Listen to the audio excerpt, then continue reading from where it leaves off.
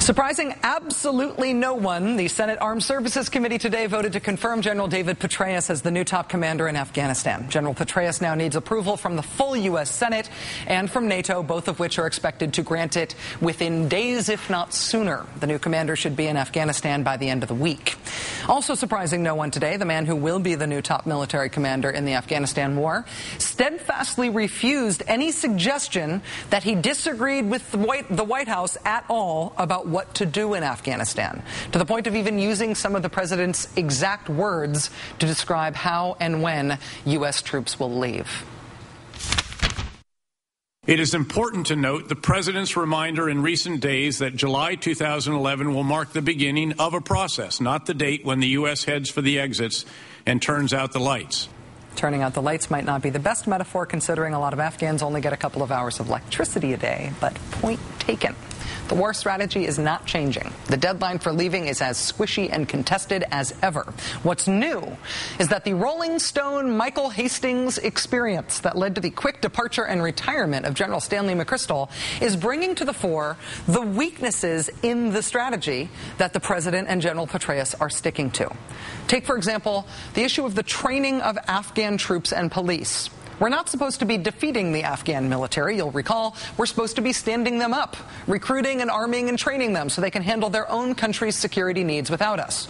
A new report today by the Office of the Special Inspector General for Afghanistan Reconstruction says, quote, even top-rated Afghan units could not operate independently, and that the ratings of many security forces overstated their actual capabilities. The report also says, quote, the report said some parts of the country were so dangerous that assessment teams could not rate the security forces in those areas at all. If in our current strategy we need those forces to be stood up before we can leave, doesn't this imply that in year 9 of the war our strategy maybe isn't working? General Petraeus' explanation, his response, was that this report was outdated, that in recent months the Afghan forces are getting better. Honest.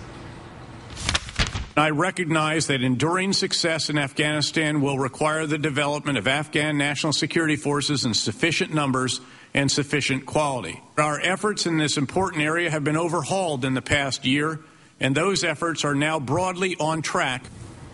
We all know exactly what happens between now and when General Petraeus gets to Afghanistan to take up this new command.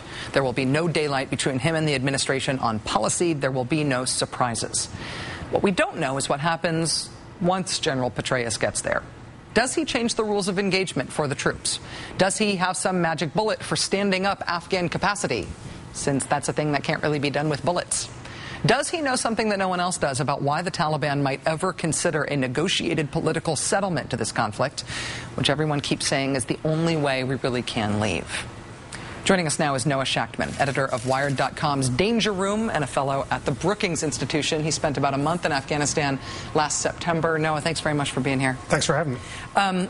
In terms of political engagement with the Taliban, it's clear that everybody's starting to realize that, this is something that the public needs to be talking about, not just the military, not just the strategic thinkers who are behind this sort of, behind the big picture stuff about what we're doing in Afghanistan. Is political engagement with the Taliban possible, and is it the only way out?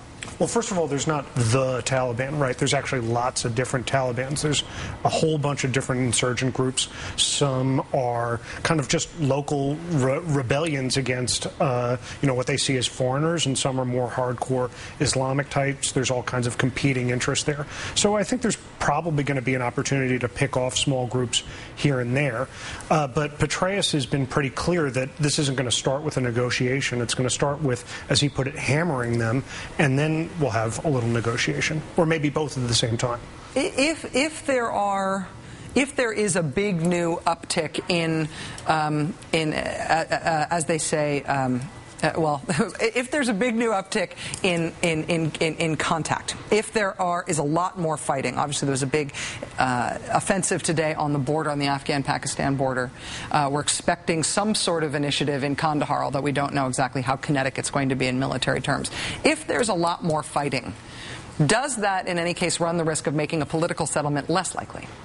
I'm not sure. Petraeus at least sees counterinsurgency not as kind of like counterinsurgency over here and or not as separate from war. It's kind of like something that happens simultaneously in different places. You can have like really active fighting in one place and sort of more negotiated political settlements in another. You can have school building over here and you can have kind of, real active fighting in another place.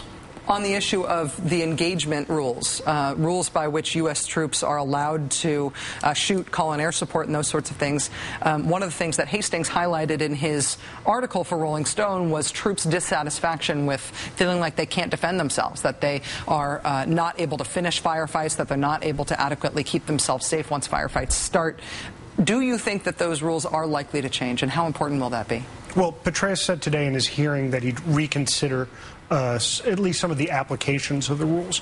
And, my gut feeling is they'll change a little bit. We're not going to go all of a sudden to all-out crazy World War II-style conflict in Afghanistan. That's not going to happen. But there could be a little bit more flexibility, I'm guessing, in the number of airstrikes they're allowed to be brought in. Just take this data point, for example.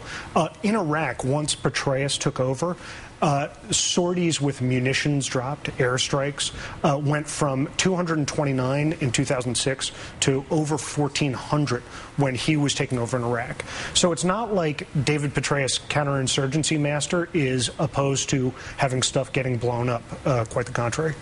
Noah Shachtman, Wired.com's Danger Room, also a fellow at the Brookings Institution.